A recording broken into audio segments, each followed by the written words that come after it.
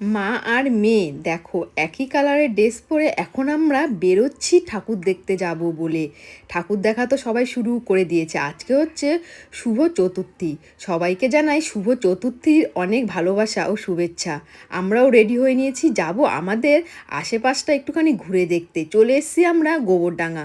দেখো আজকে কিন্তু অতটা ভিড় নেই, তাই আমরা স্কুটি নিয়ে ঢুকতে পেরেছি।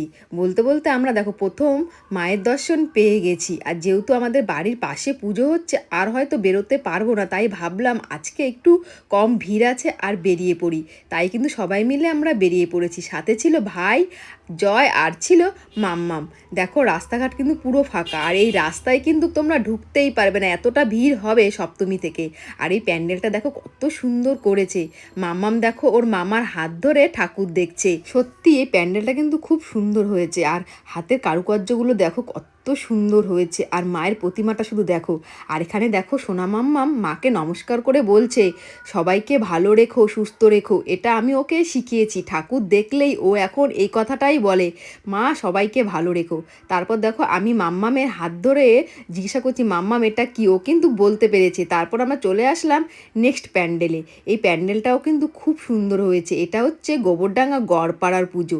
এখানে দেখো সবসময় ভিড় থাকে, আর আজকেও দেখো অনেকটাই ভিড় ছিল। আমাদের কমপ্লিট হয়ে গেছে, এখন এসে আমরা হইচই। এই দেখো প্রচুর ভিড়, এই খেতে এসছি তবু অনেক ভিড় রয়েছে, তাই চলে এসছি আমরা উপরে। আর এই দেখো মাম্মা, কি কিনেছিস? কে দিয়েছে কিনে? কে দিয়েছে কিনে? মামা কিনে দিয়েছে। আর ঠিক আছে ঠিক আছে, তোমাকে মামা কিনে দিয়েছে বেলুন?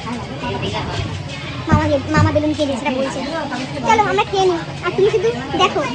হ্যাঁ তুমি শুধু দেখো মাম্মা, আমরা খেয়ে নিই, তুমি দেখো। তো চলো এখনো খাবার অর্ডার করিনি, দেখি কি করবো। লাগবে পাপা? লাগলো?